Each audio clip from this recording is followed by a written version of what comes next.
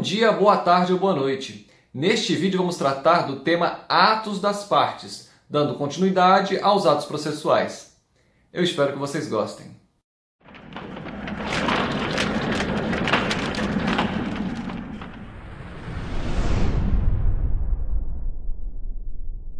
Muito que bem, meus diletos. Vamos aqui tratar ainda que brevemente a respeito dos atos das partes, dando prosseguimento ao tema atos processuais. Vejamos um conceito. Este conceito foi extraído da obra de Humberto Teodoro Júnior. Tá? A obra é esta aqui. Este é o... Ops, deixa eu voltar. Esta é a capa do livro. Tá? Humberto Teodoro Júnior, Curso de Direito Processual Civil, volume 1, 56ª edição, claro, de acordo com o novo Código de Processo Civil. Então veja o que ele diz na página 495. Considera-se atos da parte os praticados pelo autor ou réu. Normalmente, né, quem está no polo ativo é o polo passivo, que é considerado como parte. Mas também poderiam ser os terceiros intervenientes ou Ministério Público.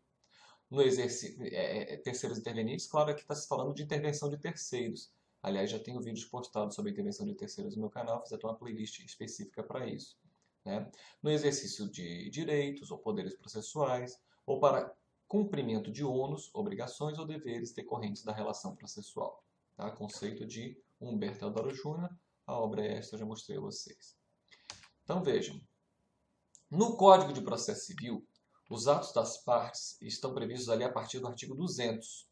Então vejam a redação do artigo 200. Percebam aqui que é a seção 3, né? Aqui que começa a ser tratado dos atos das partes. Então diz o artigo 200. Os atos das partes consistentes em declarações unilaterais, só do autor ou só do réu, por exemplo, né? Ou bilaterais de vontade, ambos de forma consensual, por exemplo, resolvem adiar uma audiência, aquela questão de negociação processual, né, que eu já postei vídeo anteriormente a respeito disso, poderia ser tido como uma negociação bilateral. Então seriam atos bilaterais porque praticados de comum acordo entre ambas as partes. Né? De vontade, ou plurilateral, né, como o último vídeo que eu postei sobre o calendário procedimental, que envolveria também o juiz. Mas aqui a gente está falando de atos das partes. O juiz a gente vai falar posteriormente. Então, bilaterais de vontade produzem imediatamente a constituição, modificação ou extinção de direitos processuais. Então, percebam que pela redação do caput do artigo 200, nós percebemos que normalmente não há necessidade de homologação desses atos. Normalmente não há. Mas nós vamos ver que há exceções. Vou falar delas em seguida, tá? Parágrafo único já mostra uma. A desistência da ação só produzirá efeitos após homologação judicial. Então, para que a desistência tenha efeitos, primeiro deve haver homologação e ela é homologada por sentença. Tá? Vou falar disso com vocês aqui, para vocês aqui, nessas observações. Então, vejam. O Fórum Permanente de Processos Civis, através do Fórum, né, foi elaborado esse enunciado 133, que diz o seguinte: salvo nos casos expressamente previstos em lei, como ali o parágrafo único do 200, né, os negócios processuais do artigo 190 não dependem de homologação judicial. Então, assim, com relação aos atos das partes, né, normalmente eles vão produzir efeitos. Agora, vão depender de homologação quando assim determinar a legislação. Então, com relação aos negócios processuais, eles não dependem. Nós já vimos, né, a redação do artigo 190, já postei vídeo sobre isso. Quem não viu, eu remeto a vocês a este vídeo específico de negociação processual. O que não quer dizer que o juiz não possa controlar eventuais abusos, né, que possam existir aí na negociação. Remeto vocês ao vídeo que eu já postei sobre negociação processual. Tá? É interessante aqui o enunciado 133. Com relação à desistência, como eu dizia para vocês, o caput do 485, ele estabelece, né, que o juiz não resolverá o mérito quando? Aí ele dá as hipóteses em que deve haver a extinção do processo sem resolução de mérito. Né?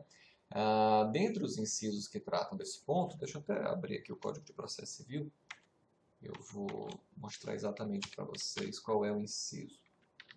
485, deveria ter colocado ali, mas enfim. Então ele não vai resolver o mérito. Cadê a desistência? Aqui, ó, 7. 8, né? Inciso 8. Homologar a desistência da ação. Então vejam que o parágrafo único do 200 já fala da homologação, o inciso 7, o inciso 8 do artigo 485 também fala, né, que deve ser homologada a desistência. Agora vejam o seguinte, os parágrafos 4º, 5º e 6º do 485 determinam o seguinte: oferecida a contestação, o autor não poderá, sem o consentimento do réu, desistir da ação. Eu fiz até algo que eu costumo fazer em sala de aula, na lousa, eu fiz aqui no Paint, para vocês entenderem melhor. Deixa eu colocar a tela inteira. Isso. Essa triangulação aqui foi pensada por Enrico Túlio Liebmann, tá? Me parece que demonstra muito essa necessidade da homologação do pedido de desistência. Vejam por quê. O autor, ao propor a ação, ele pede uma providência do Poder Judiciário. Né? Tecnicamente falando, ele deduz uma pretensão em juízo. Ele diz o que ele quer. Pleiteia lá, diz o que ele acha que é, olha, meu direito está sendo violado, o réu me deve uma quantia, não quer me pagar, eu não posso obrigá-lo lá, né, a me pagar, e por isso preciso da intervenção do Poder Judiciário. Preciso que o Judiciário condene ele a me pagar a dívida, ou a me indenizar um prejuízo, por exemplo.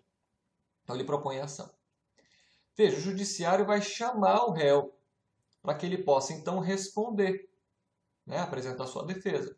Sobre a defesa, muitas vezes ao autor é dada a possibilidade de se manifestar também, a chamada réplica. Né? E aí, então, né, se instaura a lide, propriamente dita, o conflito de interesses qualificado por uma pretensão resistida ou insatisfeita, né? A reflexão lá de Carnelucci.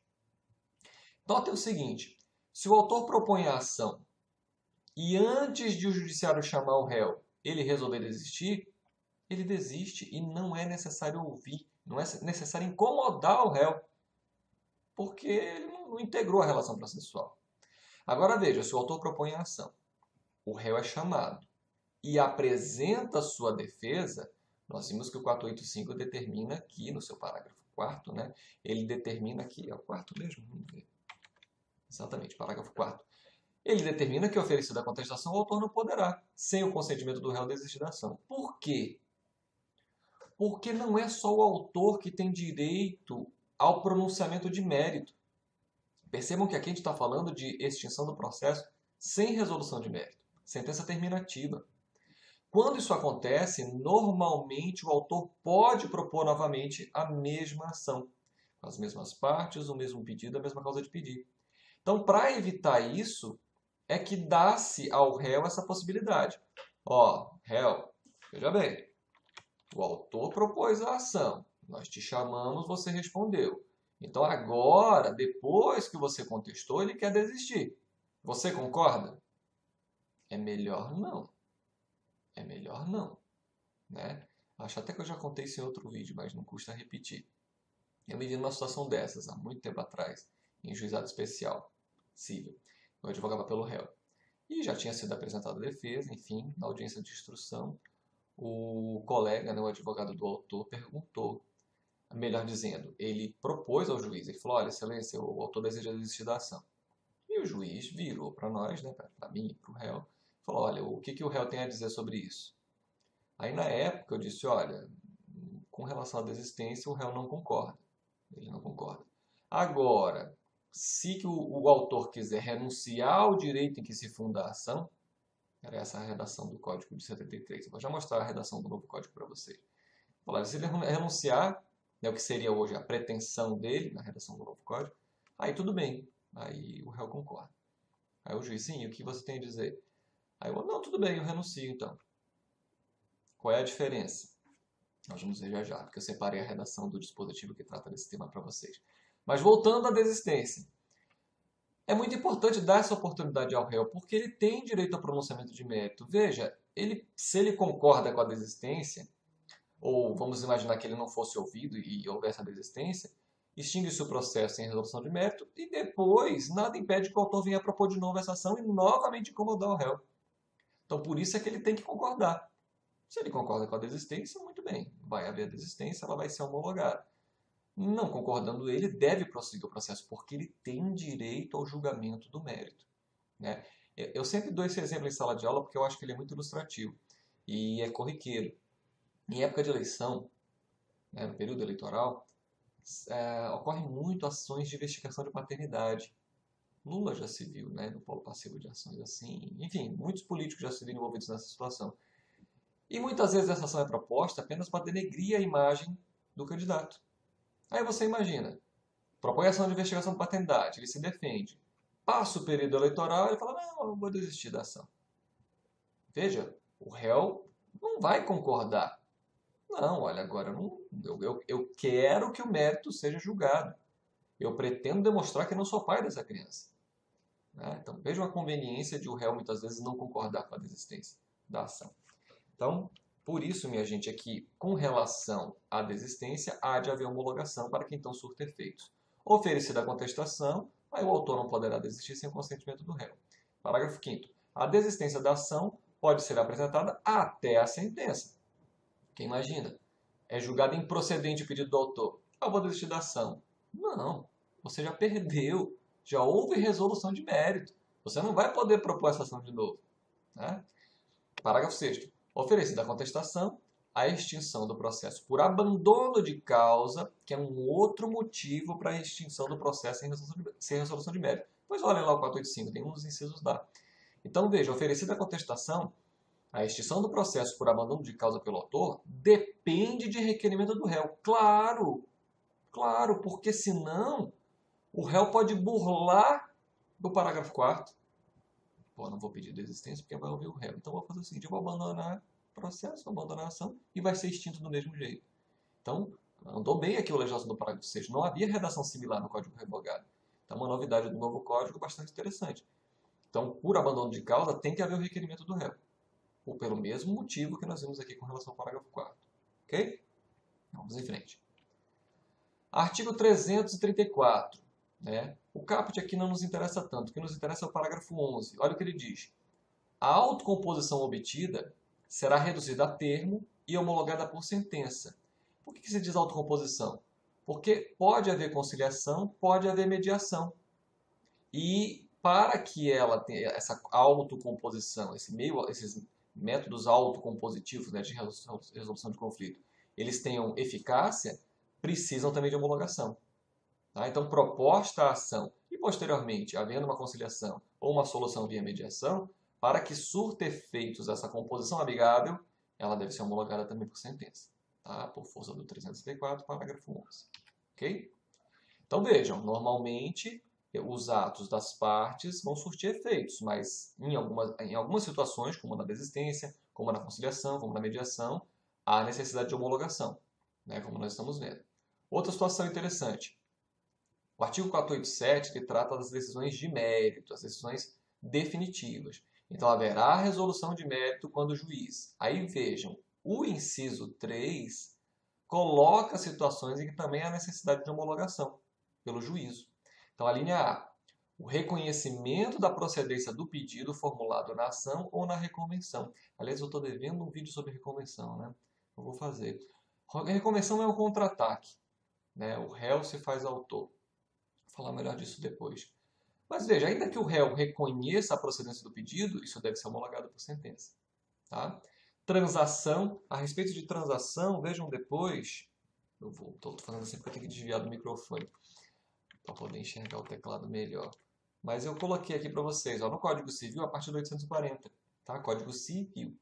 É lícito aos interessados prevenirem, então, nem vão propor a ação, ou terminarem o litígio, a ação já está proposta, né? Mediante concessões mútuas. Então, essa é a transação. Então, se porventura eles chegaram a um consenso, às vezes até extrajudicialmente, não foi na audiência de conciliação, não foi na audiência de mediação. Os advogados conversaram e chegaram a um consenso. As partes concordaram em fazer um acordo mediante concessões recíprocas e isso deve ser levado a juízo, para que então seja homologado por sentença e aí surta os efeitos legais, né? Põe a fim ao processo. E a linha C, a renúncia à pretensão, é isso que o Código fala agora. Lembra? Ó, renunciar ao direito que se funda a ação, é o que dizia o Código Revogado. Agora está aqui, ó, a renúncia à pretensão formulada na ação ou na reconvenção. Foi aquela situação que eu falei. O réu concorda com a desistência? Não, com a desistência não. Por quê? Porque o autor poderia propor de novo a ação. Se houver desistência homologada, o processo vai ser extinto sem resolução de mérito. Agora, se o autor renuncia à sua pretensão, aí a sentença é de mérito. Ele não pode propor ação novamente, sob pena de haver coisa julgada, preliminar de coisa julgada, né? Porque já teve uma sentença homologando a renúncia, ele não pode repetir aquela ação. Ele não pode propor a mesma ação, né, com as mesmas partes, o mesmo pedido, a mesma causa de pedido. Entenderam? Então vamos em frente. Artigo 201 do Código de Processo Civil. Olha a sua redação.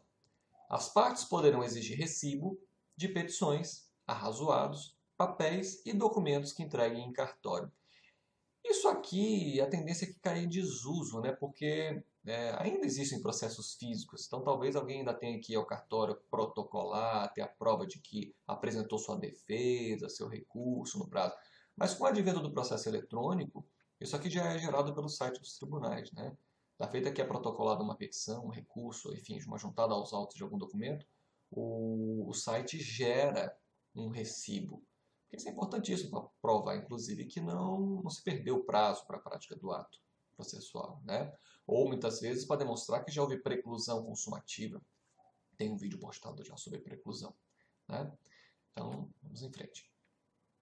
O artigo 202, né, fechando a parte aqui do Código que fala de atos das partes, ele diz que é vedado lançar nos autos cotas marginais. Vou escrever alguma coisa na lateral, por exemplo, né? Ou interlineares, enfim, escrever alguma coisa aqui entre as linhas, né? As quais o juiz mandará riscar, impondo a quem as escrever multa correspondente à metade do salário mínimo. Também a parte não pode, para fugir da preclusão consumativa, ir lá e acrescentar algum argumento. Não, isso não pode ser feito. Eu vi uma vez isso acontecendo na prática. Ainda era processo físico. E o juiz mandou riscar. Na época, não me lembro de ter sido aplicado multa, não, mas foi mandado riscar, né? Praticou o ato, consumou, acabou. Precluiu. Preclusão consumativa. Não pode ficar emendando conforme a conveniência da parte, né? É isso que o 202 tenta evitar. É isso que ele proíbe, é isso que ele veda, né? Vamos adiante. Observações importantes, extraídas da obra de Luiz Guilherme Marinoni, Sérgio Cruz Arenharte e Daniel Mitidiero, página 112. A obra é esta aqui. Novo curso de processo civil, volume 2, claro, de acordo com o novo Código de Processo Civil. Então, olha o que eles dizem. As partes manifestam-se no processo por seus advogados. Uma questão de ius postulandi, né? Pesquisem esse critério, ius postulandi. E, eventualmente, de forma pessoal, mediante interrogatório livre. Tem um vídeo postado já sobre... No vídeo que eu falo de depoimento pessoal, eu falo dessa questão do interrogatório livre.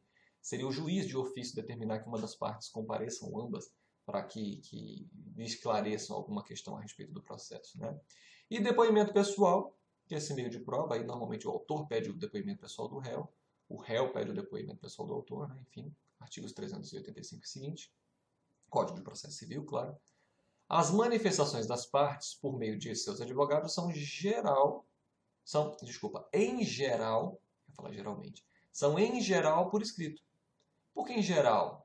Porque na maioria das vezes o advogado se manifesta por escrito, mas às vezes ele faz isso oralmente também. Na audiência de instrução e julgamento, ao final, é dado aos advogados a possibilidade de oralmente deduzirem as suas alegações finais, né? A depender da complexidade da causa, isso normalmente acaba sendo substituído por memoriais, ou seja, alegações finais por escrito. Mas eles podem deduzir. Os questionamentos feitos às testemunhas e audiência são feitos oralmente, né? Mas petição inicial, contestação, réplica, recurso, normalmente são todos por escrito, né?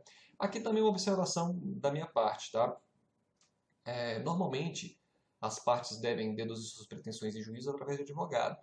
Mas a legislação permite, por exemplo, nos juizados especiais cíveis, nas causas em que o valor da causa seja inferior a 20 salários mínimos, a presença do advogado ela é facultativa, né? Pelo menos até a sentença.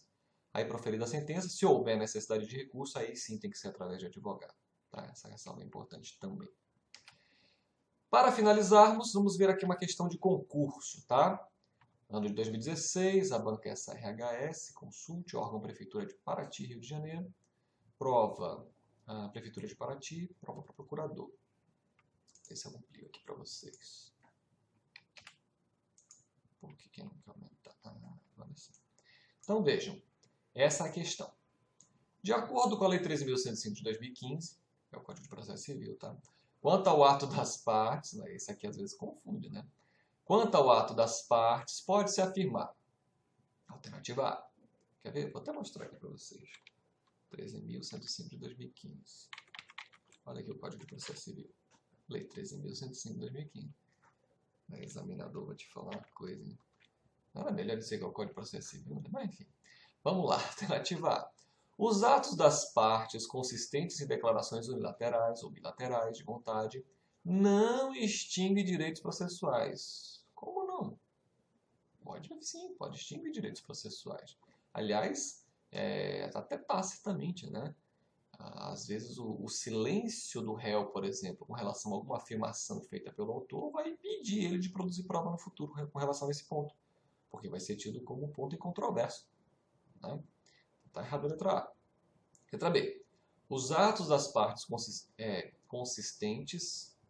Atos das partes consistentes. Aqui eu copiei qual é a questão. Está meio estranho, mas é isso mesmo.